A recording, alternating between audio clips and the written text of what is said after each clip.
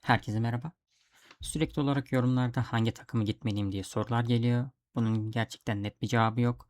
Bunun yerine size hangi takımı giderseniz gidin, ne şekilde dizilimler yapabileceğinizi göstereceğim bir seri yapmaya karar verdim. İlk olarak bu uçak takımı olacak. Gelin hep beraber uçak takımında nelere önem vermelisiniz ve ne şekilde farklı dizilimler elde edebilirsiniz. En verimlisi hangisi? Onlara göz atalım. Videoya tam olarak geçmeden önce hatırlatma yapmak istiyorum. Videoyu izleyip abone olanların sayısı gerçekten çok az. Abone olup beğenmeniz size bir şey kaybettirmeyecek. Oranı aşağıda da görebiliyorsunuz. Ekrana da koydum. Videoyu beğenip abone olmayı unutmayın. Gelin videomuza geçelim. Sürekli olarak size DVA karakterini önceliklendirmeniz gerektiğini söylüyoruz. Bunun bir sebebi hem oyunun başlarında elde ediyor olmanız, hem aranan kodu hem de genel hasarınızı arttıracak olmanızdan kaynaklı ve sezon 1'de ilk özel silah alacak kahramanınız olmasından kaynaklı. Özel silahlarla gelecek olan bufflar gerçekten önemli ve 20 seviyede bildiğiniz üzere tüm takıma buff veriyor. O yüzden oyunun başından bu yana ve ilerleyen dönemlerde DVA'nızı minimum 20 seviye özel silahlı kullanmanız gerekiyor. Ve önceliğiniz her zaman DVA'nın ekipmanlarını yükseltmek olacak. Ben burada detaylara girmeyeceğim. Bunlarla ilgili videolar olduğu için üstünkörü bu kısımları anlatacağım. Sadece raporları göstermeye çalışacağım ve siz raporlardan hangi özel silahı ilk 30'a çıkartmanız gerektiğini anlayacaksınız. Veya 4+1'lik sistem kullanmalı mısınız? Kullanacaksanız ne şekilde kullanmalısınız onu göreceksiniz. İlk olarak dediğim gibi DevA'yı sezon 1'de alıyorsunuz. Bir sonraki sezonda, sezon 2'de ise Charlie kahramanını elde edeceksiniz. Charlie'yi 4+1'lik sistemde kullanmamaya çalışıyoruz. Genel olarak çıkarttığımızda Charlie dışarıya çıkıyor ve onun yerine Murphy veya adam kahramanları kullanılıyor. O yüzden Charlie'niz isterseniz sezon 2'de 20 seviye yapmayıp onun özel silah parçalarını saklayarak Skyler kahramanını geliştirebilirsiniz. Bu orta seviye yatırım yapanlar ya da hiç yapmayanlar için bir yorum bu arada. Diğer şekilde zaten direkt olarak 30 seviyelere bunları çıkaracak olanlar varsa daha çok verim alacaktır. Sadece imkanı olmayıp zar zor 20 seviyeyi çıkarıp ya da 30 seviye çıkarmaya çalışanlar için bu yorum yapıyorum.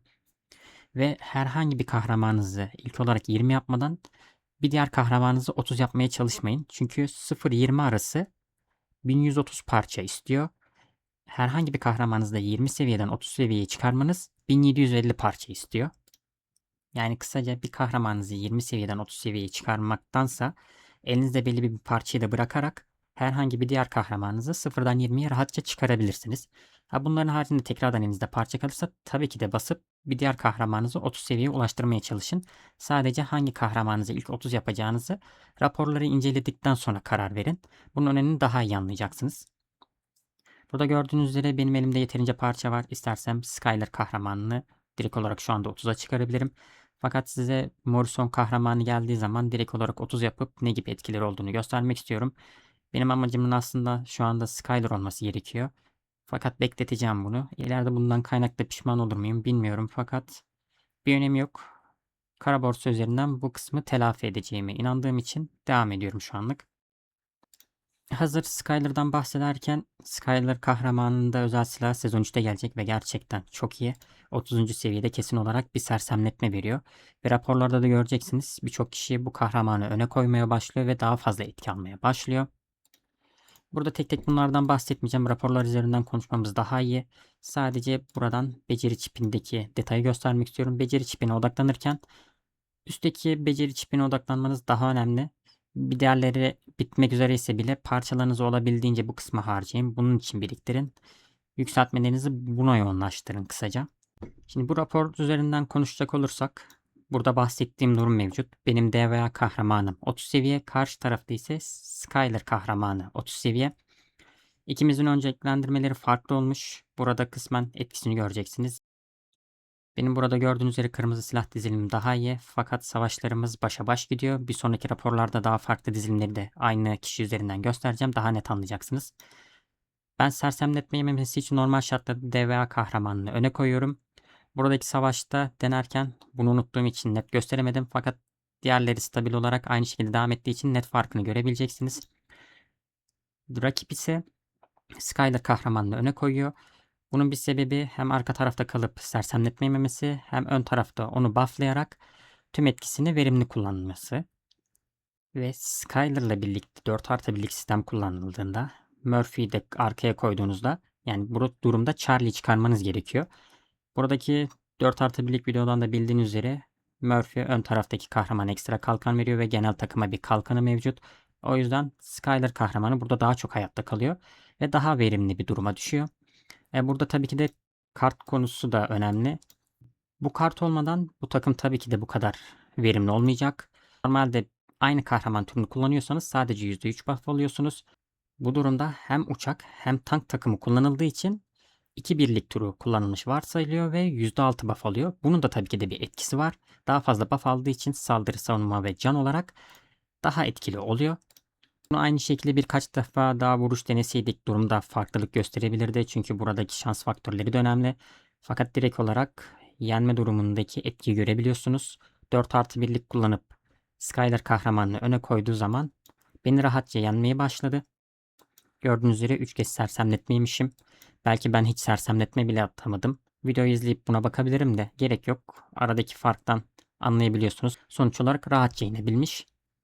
Bu durumu farklı kişilerle de denedim. Hem 4+1 olarak hem Sarah kahramanı ile birlikte. Gelin onları da göz atalım. Burada gördüğünüz üzere Morrison kahramanı çıkarılıp Sarah denendi. Ön tarafta da Skyler kahramanımız var. Buradaki tek fark, burada Skyler kahramanımız 20 seviye. Karşı tarafta tekrardan Deva'yı 30 olarak görüyorsunuz. Balinalarda Sarah kullanımını çok gördüm. Onlar çok iyi verim alıyor. Fakat bazılarımızda bu etki söz konusu değil. Belki sizde de verimli olabilir. Deneyip bunu görebilirsiniz. Özellikle aranan kod üzerinde kullanmalısınız. Marshall'la birlikte birazdan ona da göz atacağız. Hasarımın ne kadar olduğunu görebilirsiniz. Ben bir tık üstünkörü anlatıyorum. Siz olabildiğince buradaki farkları gözlemleyin. Çünkü aynı kişiler üzerinden farklı dizilimler deneyerek raporlandırmayı yaptım ki farkları görebilin. Bir diğer raporumuz tekrardan Sarah içeride. Sadece Charlie kahramanını çıkarıp 4+1'lik sisteme geçiyoruz. Hem kartın ekstra buff'ını almak için hem de ön tarafta Skyler kahramanını daha fazla yaşatabilmek için. Gördüğünüz üzere buradaki savaşımız daha çok başa baş geçmiş. Yani verim alabilmişiz. Daha etkili olduğunu görebiliyorsunuz. Denerken bu kısımları siz de detaylı olarak deneyip takımınızda kullanmaya başlayabilirsiniz.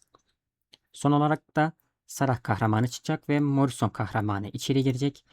Bu da o raporumuz. Burada ise normal şartları kullandık. Halihazırda şu anda görebildiğiniz üzere herhangi bir Morrison'un özel silahı mevcut değil ikimizin tarafında da. Sadece o 4+1'lik sisteme geçti. Ön taraftaki kahramanımızı daha çok bufflıyor. Herhangi bir sersemletme söz konusu değil. Fakat ona rağmen yenebilmiş beni. Buradaki önemli etkinin 4+1'lik kart sistemi olduğunu görebiliyorsunuz.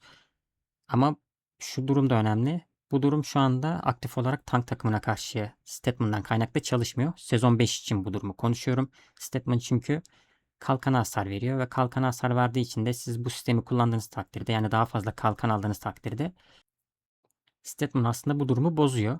O yüzden daha güçlü tank takımlarını yenememeye başlıyorsunuz. Yani siz bir takımı yenerken diğer takıma yenilmeye başlıyorsanız, avantajlı olduğunuz bir takımı bile yeniliyorsanız bir anlamı olmuyor. Yani bu dizilimler her durum için geçerli değil. Tüm raporları inceledikten sonra kendi kararınızı verin. Şimdi sadece uçak vs uçağa bakıp kararınızı vermeyin. Aa, bu evet iyiymiş deyip geçmeyin. Buradaki özel silah seviyelerini de düşünerek yorumlayıp seçiminizi yapın. Burada gördüğünüz üzere Skyler kahramanlarımız iki tarafta da 20 seviye. DVA'larımız 30. Benzer geliştirmeler yapmışız. Sadece dizilimlerimiz farklı ve etkiyi görebiliyorsunuz. Bu karşılaşma raporlarından sonra tanklara karşı olan duruma bakacağız. Sadece bu güç durumunu unutmayın. Çünkü aynı kişi tarafından tanka da vurulacak ve farkı göreceksiniz. Gördüğünüz üzere neredeyse 60 milyonluk bir uçak takımı 55 milyonluk bir uçak takımına 4+1'lik sistemi kullanan bir kişiye karşı kaybediyor ve 60 milyon güç tarafındaki kişi 11. seviye askerlere sahip. Bu maç saldırı savunan tarafından kaynaklı kazanılmış. Bir diğer raporda ise 55 milyonluk takım vuruyor.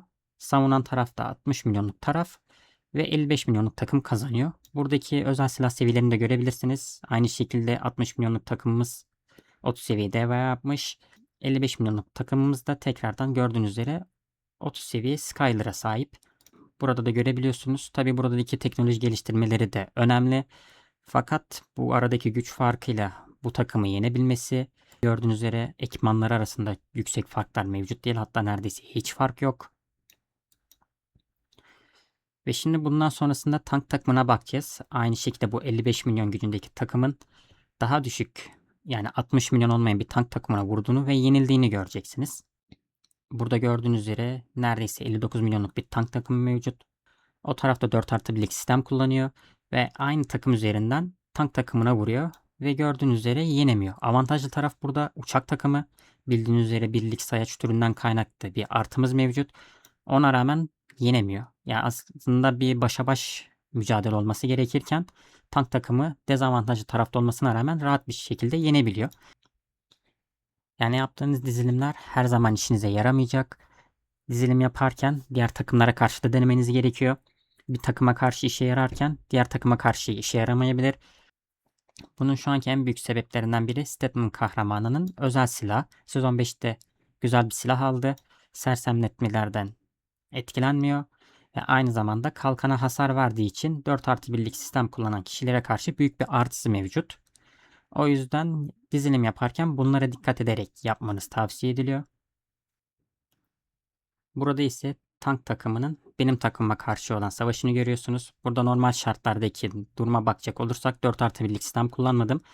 Ve 60 milyon üstündeki bir takımı yenebildiğimi görebiliyorsunuz. Normalde olması gereken durum aslında bu. Tank takımına karşı avantajlıyım. Ve bu avantajı en verimli şekilde bu şekilde kullanabiliyorum. Ve kullanmışım. Yani buradaki tabii ki de şu durum var. Karşı tarafın statmanı 30 seviye değil. Onların da levellerine buradan bakacak olursak 30 olduğunda tabii ki de bu durum değişecek. Benim de yakında Morrison silahımın özel silahı olacak. Bu durum tekrardan değişecek. Onunla ilgili de video yakında gelecek. Sıfırdan 30 seviye çıkarma videosu gelecek. Onu da uçak takımı gidenlerin kaçırmaması gerekiyor. Hangi takımı önceliklendirmeniz gerektiğini daha iyi anlarsınız. Burada son olarak füze takımına olan karşı raporlara bakalım. Gördüğünüz üzere saldıran taraf olarak bu şekilde bir etkim var. Burada çünkü dezavantajlı taraftayım. Ve aradaki güç farkına rağmen iyi bir direnç göstermişim. Savunma tarafında ise bayağı ezilerek yenilmişim. Demek ki savunmama daha çok odaklanmalıyım teknolojide. Şimdi ben size uçak gidin dersem gördüğünüz üzere füze takımı sizi ezecek. Aynı şekilde füze gidin dersem tank takımı videosunda göreceğiniz üzere füze takımlarını rahatça yenebileceğim. Ya da tank gidin dersem az önceki gördüğünüz rapordaki gibi burada gördüğünüz üzere rahat bir şekilde uçak takımları aslında sizi yenecek. Sadece tek yapmanız gereken gittiğiniz takım ne olursa olsun ekipmanları doğru şekilde geliştirin. Önceliklendirmelerinizi doğru yapın. Özel silah geliştirmelerinizi mantıklı şekilde yapın. Gidip yarımda bırakmayın. Dediğim gibi 20'den 30 seviyeye çıkarmak 1750 parça istiyor. Onu yapmaktansa ilk önceliğiniz hepsini 20 seviyeye çıkarmak olsun. Daha sonradan birinde karar kılın ve onu direkt olarak 30 seviyeye çıkarıp buff almaya çalışın. Ben aylarca Statman silahını 30 yapabilmek için bekledim ve tank hesabında çok güçlü oldu. Onun da incelemesini yaptığım zaman daha net görebileceksiniz. Zaten 0.30 Statman videosu çekmiştim. Orada da görebiliyorsunuz. Burada gösterilen tüm raporları kendiniz yorumlayıp kendiniz karar verin. Birine sormayın. Gördüğünüz üzere elinizde bir ton rapor mevcut. Kimin kime ne şekilde üstünlük kurduğu belli. Bir şeye karşı iyiyken diğer tarafa ezilebiliyorsunuz. Bunlara dikkat edin. Genel olarak üstünlük kurabileceğiniz takımları yükseltin. Sadece gidip Skyler sırf iyi diye ona odaklanıp diğerlerini 10 seviyede bırakmayın. Evet, Skyler şu anda bayağı üstünlük kuruyor. 4+1'lik sistemle birlikte Skyler'ı öne koyduğunuz takdirde gerçekten çok verimli oluyor. Uçak takımını çok rahat ezebiliyorsunuz. Fakat ilerleyen durumlarda farklı geliştirmeler yapan kişilere karşı kaybedebileceksiniz. Hiçbir zaman en iyi bir takım yok. Sadece yapabileceğiniz her zaman en iyisini yapın. En yüksek verimi alın. Kafanıza takılanları yorumlarda sorabilirsiniz. Eksik anlattığım yerleri yorumlarda konuşabiliriz. Bir sonraki videoda daha fazla detaya da değinebilirim. Bunları yorumlarda belirtin. Ona göre konuşalım. Görüşmek üzere.